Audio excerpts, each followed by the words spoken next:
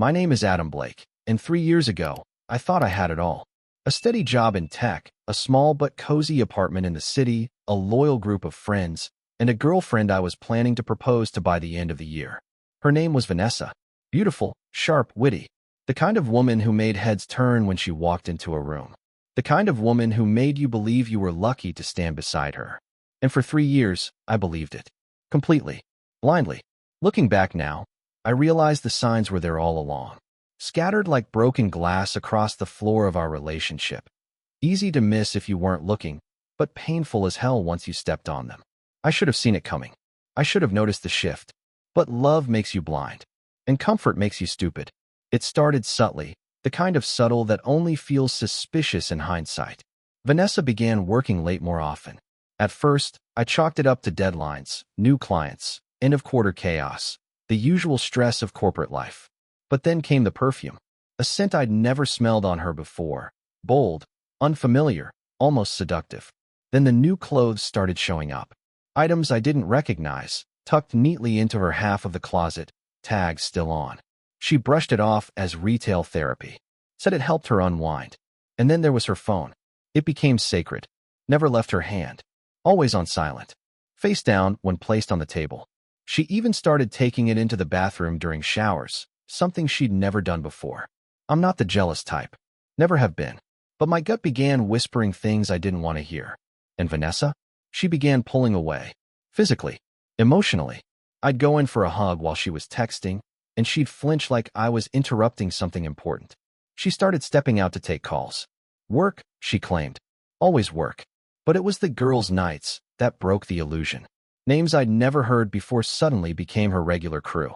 She stopped inviting me to events. Stopped including me in plans. It was like I'd been downgraded from boyfriend to background noise. Still there, but irrelevant.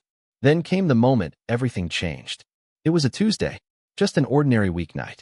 I was folding laundry, a task she usually avoided, when her phone lit up on the coffee table. A preview from someone named S. But it wasn't the name that caught me. It was the message. Miss you already. Last night was. The rest was cut off. But that was enough. My hands froze. My heart dropped. I stared at that screen like it had slapped me.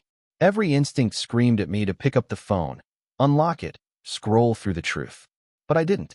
I didn't need to. The universe had stopped whispering. It was shouting now.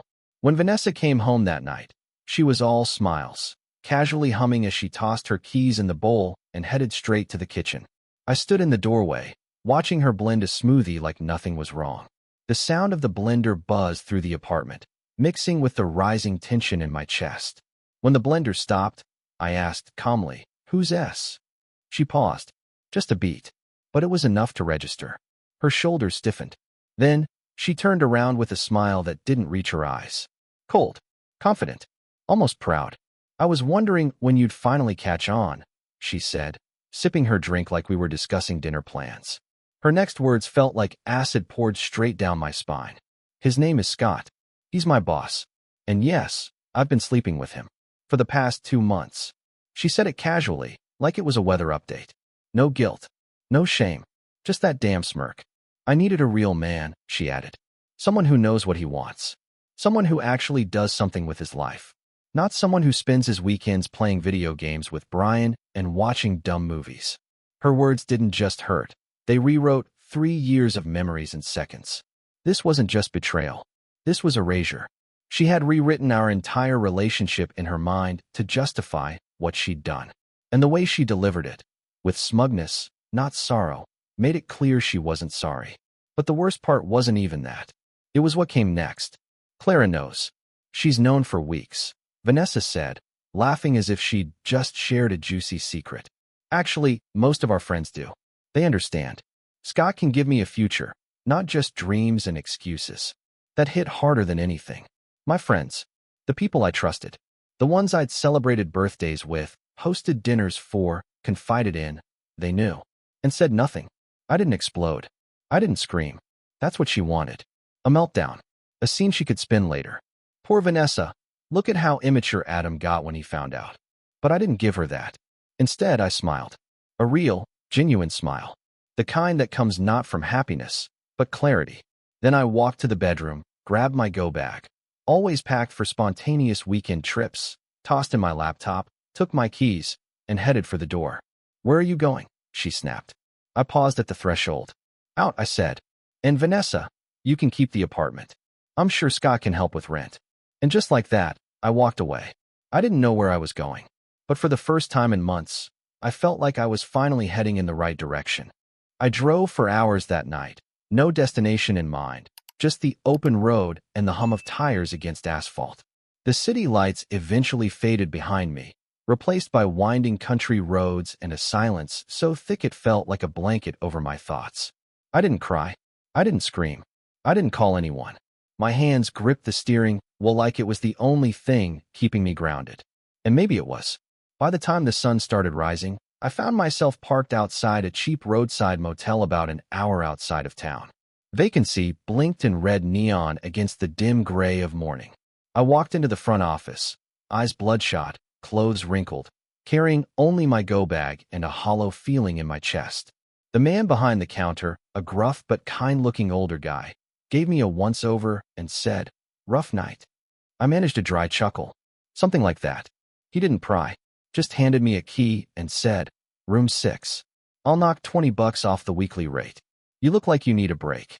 That room became my refuge. It wasn't much, a creaky bed, a flickering TV, and walls thin enough to hear the neighbors cough, but it was quiet. And quiet, after what I'd just walked away from, felt like peace. I turned off my phone the moment I got in. I couldn't bear to look at the messages, the missed calls, the inevitable social media disaster that was waiting for me. I needed space. I needed to breathe without someone else's version of the story choking me. 2 days later, I finally powered it back on. 32 missed calls. 47 text messages. Most from Vanessa. A few from Brian and Clara. And some from numbers I didn't even recognize. But what really caught my attention were the social media notifications. Dozens of them. All pointing to one thing. Vanessa had been busy rewriting the truth. Her Instagram story painted a version of events so twisted, I almost laughed. Apparently, I was a controlling, emotionally manipulative boyfriend who isolated her from her friends and threw a violent tantrum when she finally found the courage to stand up for herself. Her posts were filled with carefully curated pictures, a tearful selfie, a quote about toxic men, a video where she shakily claimed I had financially abused her by splitting bills 50-50 while I hoarded money. That one almost made me laugh out loud. She earned more than me. She insisted on splitting expenses equally. But in her version of the story, that had become proof of my abuse. The comments were even worse. Dozens, maybe hundreds of sympathetic voices calling her brave, strong, and an inspiration. Even people I once considered friends had chimed in. One comment from Brian read, "You deserve better, Vanessa. We're proud of you for walking away." Clara left hearts and fire emojis on every post. I didn't respond. I didn't post a rebuttal. I didn't text or call to defend myself. Not because I was afraid, but because I was curious. How far would she take this? How deep would the hole go if I let her keep digging? Pretty deep, as it turned out. Later that afternoon, I got a text from Gina, a coworker I'd known for years. Always kind, always a bit reserved. Her message was short. "You should check your email. Something's going around the office." I opened my inbox, and there it was, a company-wide memo about creating a safe and respectful workplace. No names, of course, but the timing wasn't subtle. It mentioned recent concerning behaviors, a thinly veiled reference to whatever story Vanessa had spun to make sure I didn't just lose my relationship, but possibly my job too. And still, I didn't panic. I didn't lash out. I just sat in that worn motel chair, staring out the dusty window, letting the quiet hold me. Later that evening, I needed clothes, so I went by the storage unit where I'd kept some off-season things. On my way back, I stopped at the local coffee shop, the one place I figured I could go without running into anyone from the old life. Vanessa always hated their coffee. I walked in, and the barista, a woman who used to greet me with a smile and my usual order, looked at me like I was something she'd stepped in. Cold. Dismissive. I didn't even place an order. Just turned and walked out. That was when I realized how far her lies had spread. She hadn't just poisoned our relationship. She'd contaminated every corner of my life. But fate, as always, had its own timing. As I sat in my car, preparing to drive off, a familiar voice called my name. I turned and saw Juliet, Vanessa's so-called best friend. She looked nervous, constantly glancing around like she was afraid of being seen. "You need to be careful," she whispered. "Scott isn't just her boss, and Vanessa's been telling people you're unstable. Dangerous." I stared at her, silent.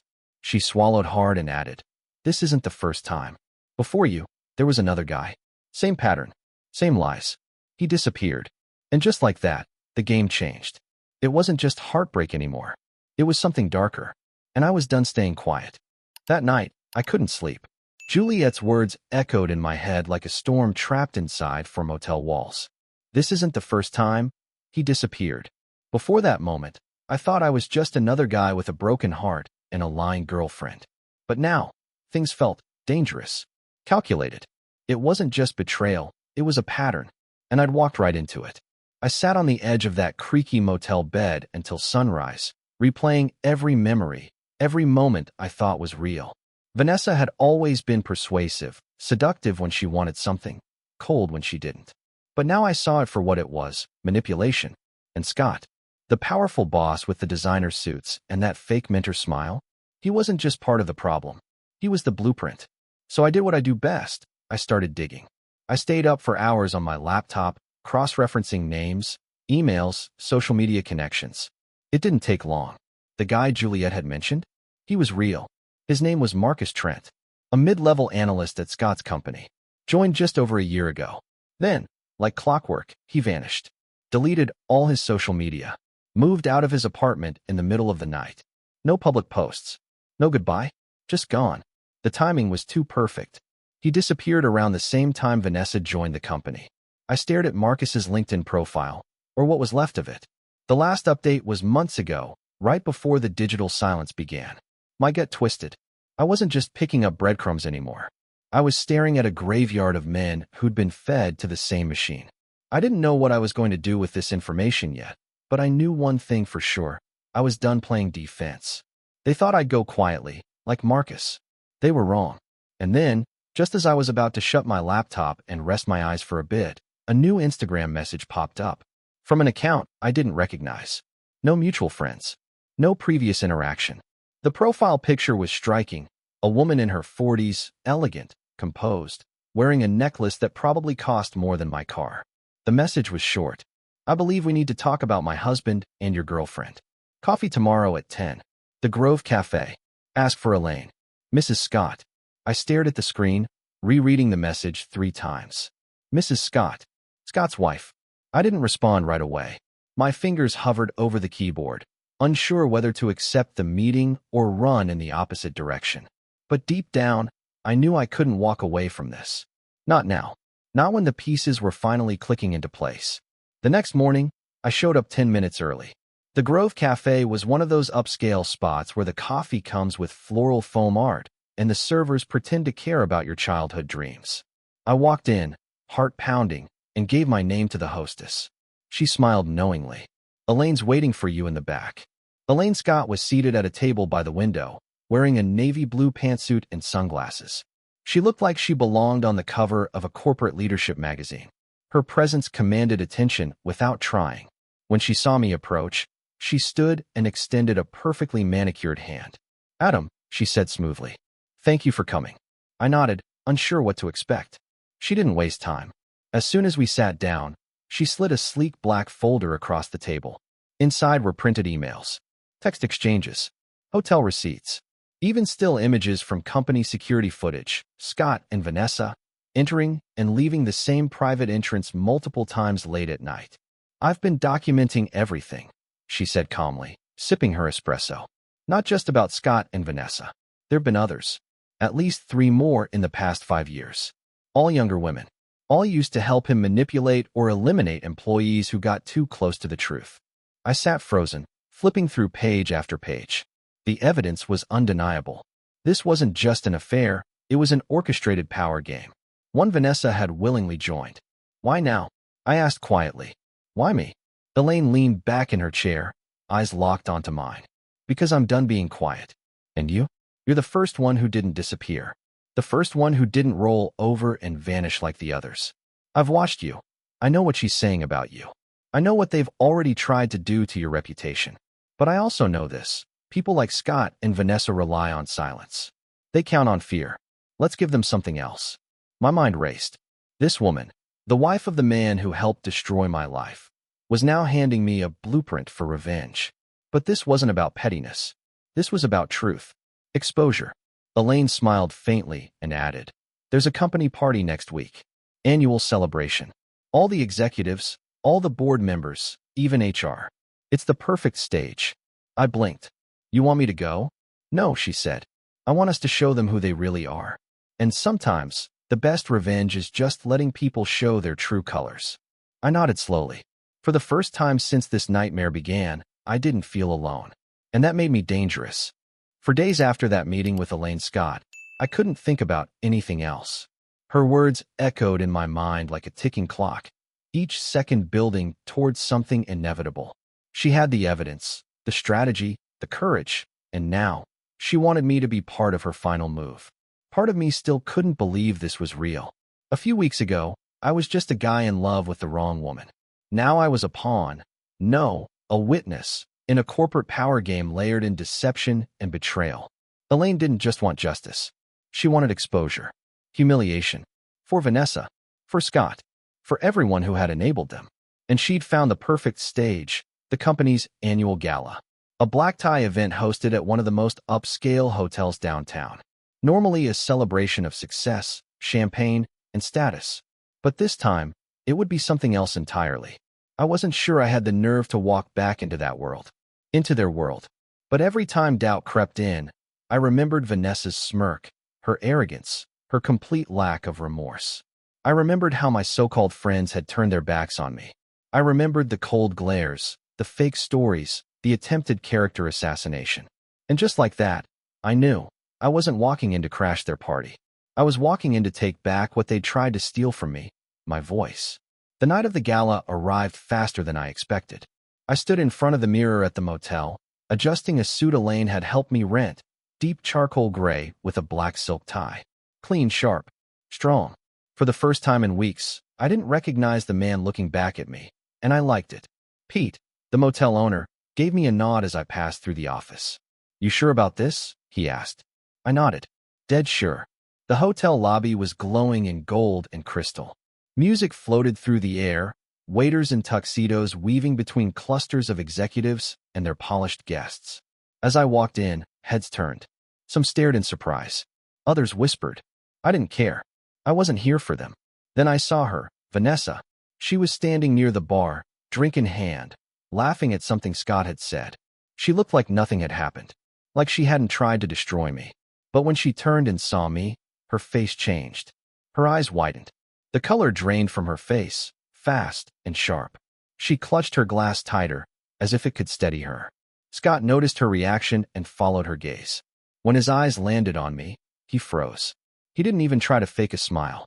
The predator had just spotted a threat. Perfect. The first to approach me was Clara. Clearly tipsy, clearly furious. "You've got some nerve showing up here," she slurred, loud enough for people nearby to hear. "After everything you put Vanessa through." I raised an eyebrow and smiled politely. Everything I put her through? That's interesting. Do tell. Before she could stumble into another sentence, someone else joined the conversation. Gina, my coworker, the one who'd warned me weeks ago. She looked stunning and serious, holding a slim tablet in her hand like a weapon. "Actually," she said, her voice clear, cutting through the noise, "I think everyone here deserves to hear the real story." That was the signal. Elaine walked in a few seconds later, timing it perfectly, wearing a deep green gown that turned heads instantly. She walked with calm purpose, the very embodiment of poised vengeance. She nodded at Gina, who tapped the tablet. A projector screen, one of many set up for slideshow presentations, flickered to life. And then the show began. Emails, text messages, audio clips, photos, security footage. Slide after slide exposed the truth, not just about Vanessa and Scott, but about the pattern. About the people who helped cover it up. Vanessa's lies, Scott's manipulation, the smear campaigns, the silencing. The room went quiet. Embarrassed laughter faded into stunned silence. You could feel the weight shift, people realizing they'd backed the wrong horse, that they'd believed a fraud. But the best moment came last. Brian. He had been filming everything on his phone, clearly planning to use it later, maybe to curry favor with Scott. But instead, he caught Vanessa unraveling in real time. "You think you're so clever?" she screamed at me, mascara already streaking. "You and that bitter old woman, trying to ruin everything I've built. Scott loves me. We're going to have a life together." That's when Elaine stepped forward, calm and deliberate, and pulled a manila envelope from her clutch. "No," she said. "You're not." She opened it. Inside, divorce papers. Signed. Filed. Scott didn't even argue. He just stood there, pale and silent, his empire crumbling around him. And in that moment, with the lights shining, with every eye watching, with the lies peeling off like old paint, I realized something powerful. I hadn't said a word. I didn't need to. The truth had done all the talking. After that night, the world shifted. You could feel it, like the air had changed. The silence that followed the chaos was almost eerie. People didn't just whisper anymore. They stared. Not with judgment, but with shame. The same ones who once defended Vanessa now couldn't meet my eyes. The ones who cheered her posts, liked her tearful videos, and chimed in with support. Suddenly, they vanished like smoke. Within 48 hours of the gala, both Vanessa and Scott were forced to resign from the company. The board didn't even pretend to protect them. Elaine had made sure the evidence was airtight. Every text, every email, every inappropriate expense logged under client relations. All of it was now in the hands of corporate legal. But that was only the beginning. Elaine hadn't shown her full hand yet. Not even close.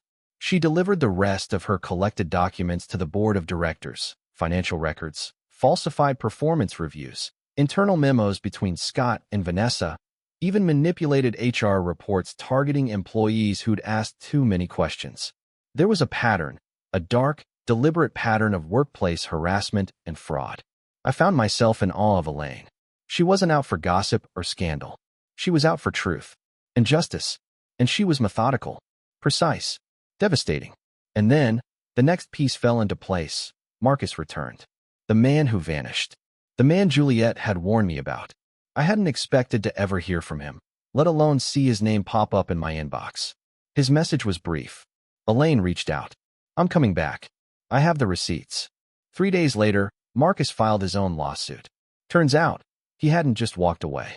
He had been collecting everything before he left, screenshots, documents, even a recorded conversation where Scott had implied a promotion in exchange for silence. He just never knew what to do with it, until now.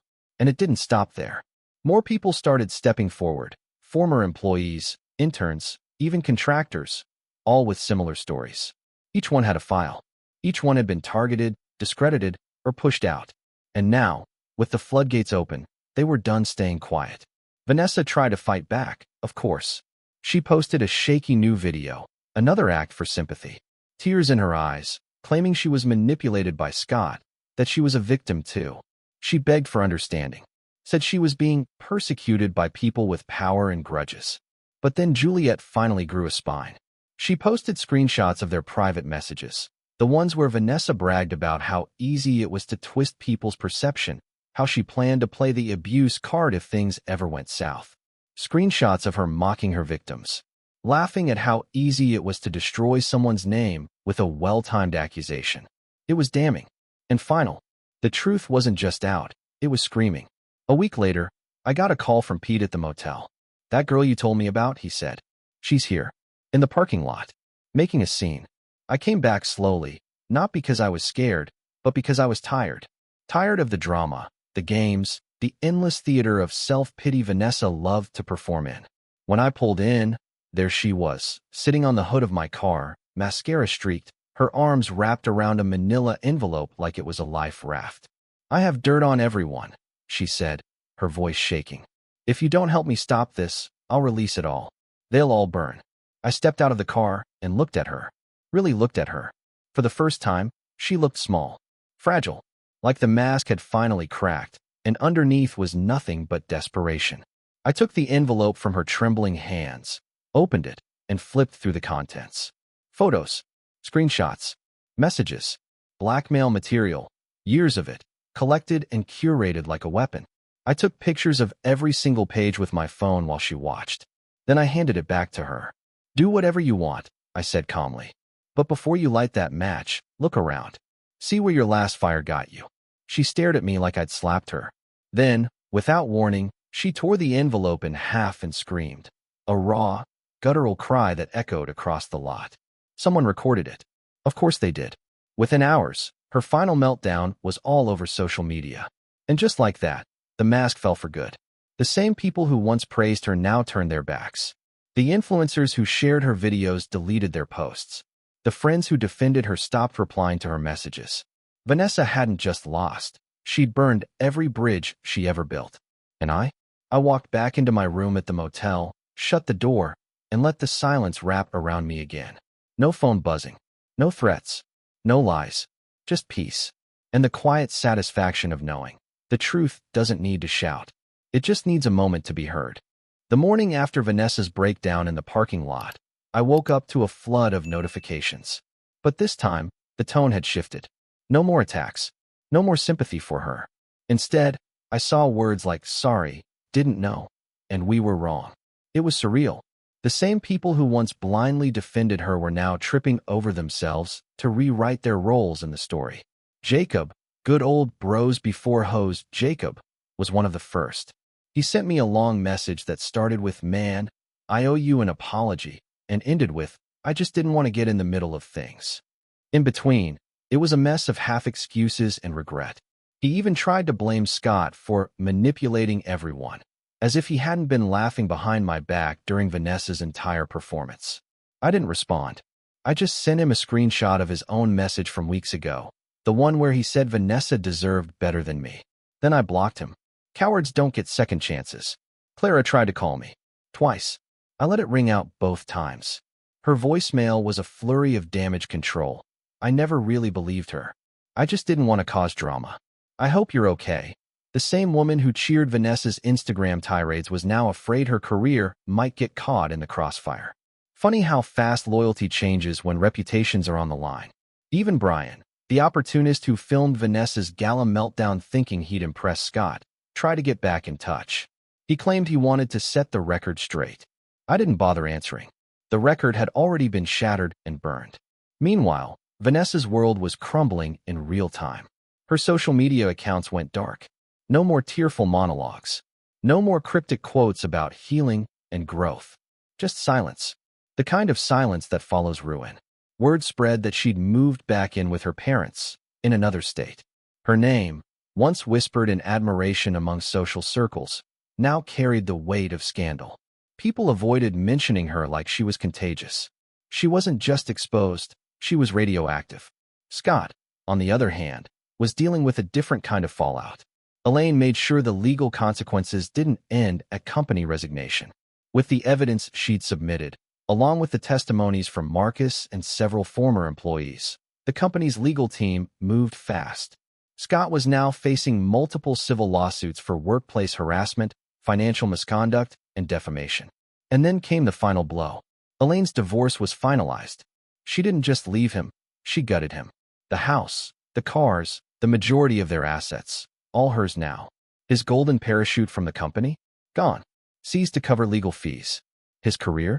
Ruined. His name? Forever tied to a string of predatory behavior and professional disgrace. I found out through mutual contacts that no firm would touch him. Every time someone Googled his name, they didn't just find headlines. They found videos, screenshots, and public records. He went from power suit to pariah in less than a month. And still, I didn't gloat. I didn't need to.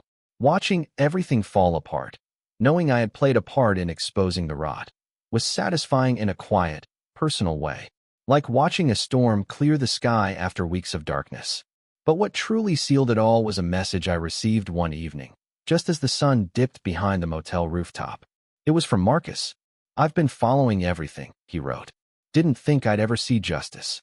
But watching what you and Elaine did, it gave me hope again. Thank you for not running like I did."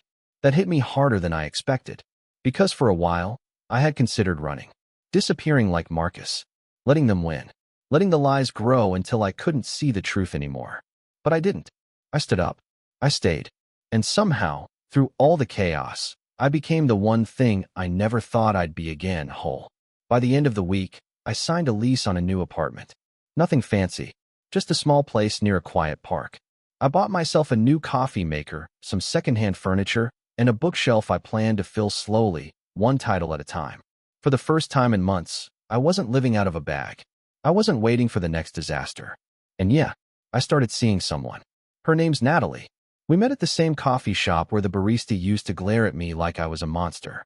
Turns out, Natalie had overheard Vanessa's stories back then and never bought into them. "You didn't look like the monster she described," she told me on our second date. "You look like someone surviving something awful. We're taking it slow. No pressure. Just long walks, shared playlists, and honest conversation. Because the truth is, the best revenge isn't slamming doors or screaming back. It's rebuilding, piece by piece, and living well. Living honestly. Still, I won't lie, watching it all burn, that was a damn good start. I thought it was over. I thought with Vanessa's meltdown, Scott's lawsuits, and the wave of apologies flooding my inbox, the storm had finally passed. But people like Vanessa, they don't go quietly. They don't accept consequences. They don't reflect, learn, or grow. They burn. And if they can't rise from the ashes, they try to drag everyone else into the flames. It was a Tuesday when it started again. Pete knocked on my motel door just after noon. He looked uneasy, holding his phone in one hand, a cigarette trembling in the other. "That girl," he muttered, "she's back." I didn't need to ask who. I followed him to the front window, and there she was, Vanessa, sitting on the hood of her car like it was her throne, a cigarette between her fingers, sunglasses too big for her face. She wasn't crying this time. She wasn't screaming or shaking. No, she looked calm, dangerous. In her hands was a thick manila envelope, the same one I thought she'd torn apart in that parking lot not long ago. Apparently, she'd had backups. Of course she did. Vanessa always kept a back door, an escape hatch, a weapon tucked behind her smile. When I stepped outside, she didn't flinch. She just raised the envelope. "This," she said, her voice even, "has everything. On everyone. I walk, or they all burn." I didn't speak, just stared at her, letting the moment stretch. Her confidence faltered, just a little. "I have messages," she continued. "Photos, recordings, dirt on Clara, on Jacob, even on Elaine. You help me shut this down, make it go away, and I make sure none of this sees the light." I stepped closer, took the envelope from her hands, and opened it. She wasn't bluffing. There were screenshots of conversations I hadn't seen, threads where she manipulated Jacob into defending her, whispered rumors into Clara's ear, fed lies to HR about me. Photos of her and Scott at company retreats, not just incriminating, but humiliating. Financial records showing payments and favors exchanged, documents she clearly wasn't supposed to have. And tucked at the very bottom, a flash drive. I looked her in the eye. "Is this your insurance policy?" "It's leverage," she said, chin lifting. "You think Elaine's so pure? Think again. Everyone's dirty. I just kept the receipts." I thumbed through the papers again, then slowly began taking pictures of every single page with my phone, right there in front of her. She watched, stunned. Her mouth opened to protest, but nothing came out. When I was done, I handed the envelope back. "Release it," I said. "Burn every bridge you still have. See who's left standing with you when the smoke clears." Her hands trembled. "You don't understand," she hissed. "They'll turn on me. All of them. They already have," I replied. And that was it. She snapped, tore the envelope in half, screaming into the air like a wild animal backed into a corner. Her voice cracked, her body shook, and she collapsed to her knees in the gravel, fists pounding the ground. Someone across the lot was recording it all. I didn't care. Let them. Let the world see the truth, not the curated, filtered mask she used to wear, but this. The rawness. The wreckage. By nightfall, the video had gone viral. Comments flooded in. Not sympathy, not this time. Just horror. Disgust. People finally saw who she really was. The woman who cried victim while pulling strings behind closed doors. The woman who wore innocence like armor, then used it to stab anyone who got too close. The final blow came the next morning. Elaine called me personally. Her voice was calm, measured, but I could hear the satisfaction beneath it. "She came to me last night," she said. "Begged. Said she was sorry. Said she was just scared. Offered me the same file she tried to use on you. And I told her what I told Scott," Elaine said coldly. "I don't negotiate with liars." She paused. "The board just approved the final legal filing. Both of them, Scott and Vanessa, are being sued individually. No more corporate shield. No more settlements. This time, it's personal. I leaned against the motel wall, eyes closed, listening to the distant hum of traffic. She's done, Elaine added. You did that. You stood when everyone else backed down. But I didn't feel triumphant. I just felt finished. That night, I packed my things. Said goodbye to Pete. He hugged me like an old friend and told me the room would always be waiting, just in case. I drove back into the city with the windows down, the wind cutting clean through me. I wasn't the same man who left weeks ago with nothing but a go bag and a broken heart. That man was gone. In his place was someone sharper, stronger, quieter.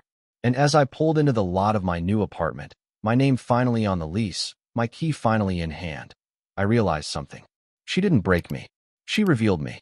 It's strange how quiet life becomes once the chaos ends. After weeks of betrayal, scandal, and public unraveling, there's a strange emptiness that follows. Not sadness, not relief, just stillness. Like standing in a house after a storm, surrounded by broken glass and water-stained walls, but finally able to breathe. I moved into my new apartment 2 weeks ago. It's nothing fancy.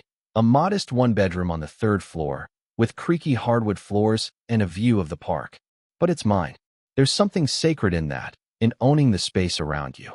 In knowing the shadows on the wall are just shadows, not ghosts. I've started rebuilding in small ways. A new couch. A bookshelf slowly filling with novels I never had time to read. A plant I named Murphy, already dying despite my best efforts. My routines are simple now: morning walks, late-night tea, silence when I need it, and music when I don't.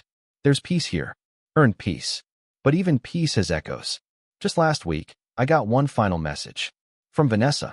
She sent it through a burner number, probably assuming I'd blocked everything else. The message was short, desperate, and utterly hollow.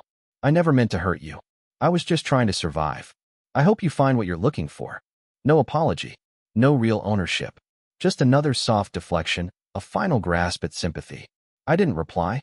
What could I say to someone who turned my life into a stage, then tried to burn the curtains down when the show didn't go her way? Besides, Vanessa's story was already writing its own ending. I'd heard through mutual contacts that she'd lost everything. Her job, her reputation, even her family's trust. The few friends she had left had gone silent. Clara was trying to save her own career, deleting old posts and quietly distancing herself. Jacob vanished from social media entirely. Brian? Fired. Apparently, his little video stunt violated multiple company policies. Scott, meanwhile, was still buried under lawsuits. Elaine didn't just walk away from him. She walked over him. Took everything. His house. His car. His future. Every time someone Googles his name now, they don't see power or prestige. They see depositions, allegations, consequences. Funny how quickly titans fall when the foundation is built on lies. And as for Elaine, she's doing well. We still talk, from time to time. There's a quiet strength in her, the kind you don't often see. She's been helping others, former employees, silent victims, people like Marcus. She's using her voice now, louder than ever. And people are listening. As for me, I didn't just survive Vanessa. I shed her. She was never my partner. Never my home. She was a performance, a projection, a storm in heels and lipstick. And I was the fool who mistook the thunder for a heartbeat. But that's behind me now. Because life, no matter how broken it gets, has this cruel, beautiful way of moving forward. One quiet moment at a time. I started seeing someone. Natalie, the woman from the coffee shop. There's no whirlwind, no sparks flying through the air. Just calm. Honesty. The kind of slow burn that doesn't scorch, but warms. She knows everything. I didn't hide it. The scandal. The lies. The pain. And she didn't flinch. She just listened. Really listened. And when I finished, she smiled and said, "You're still standing." That says more than anything they ever tried to say about you. She doesn't ask me to forget. She doesn't try to fix what was broken. She just meets me where I am. And that's enough. There are still scars, of course. Some days, I wake up bracing for a battle that no longer exists. Sometimes, I look over my shoulder, expecting Vanessa's shadow to be there. But it never is. Only Murphy, clinging to life in his little ceramic pot. I used to think revenge was the destination. That if I could just watch them fall, if I could see their empires crumble, I'd feel whole again. But now I know the truth. Revenge is hollow if you don't heal. And healing doesn't come from watching others bleed. It comes from stitching yourself back together, stitch by brutal, beautiful stitch, until the person staring back at you in the mirror is no longer a victim. He's a survivor. He's free. And in the end, I didn't need Vanessa's apology. I didn't need Scott's downfall. I didn't need the validation of former friends or the sympathy of strangers. All I needed was this moment. My key in my door. My music in my space. My voice, quiet, steady, and finally, fully mine. This is my last chapter. Not because the story ends here, but because she no longer gets to be part of it. Looking back on everything, I've come to understand that sometimes the most painful chapters in our lives carry the deepest lessons. What happened to me wasn't just betrayal, it was a revelation. I learned that trust should never be blind, that silence in the face of wrong is a form of consent, and that real strength isn't about striking back, but standing tall when everything around you collapses. For those of us who've lived long enough to see the world change again and again, this story isn't just about infidelity or lies. It's about resilience, dignity, and knowing when to walk away. We may not control what others do to us, but we can always choose how we respond. I chose truth. I chose peace. And for anyone who's been wronged by a spouse, a friend, or even their own children, remember this. Healing takes time, but dignity is timeless. The storm may shake you, but it cannot define you. Stand firm, speak your truth, and above all, don't let bitterness take root. Because in the end, peace isn't something you find. It's something you build, day by day, choice by choice.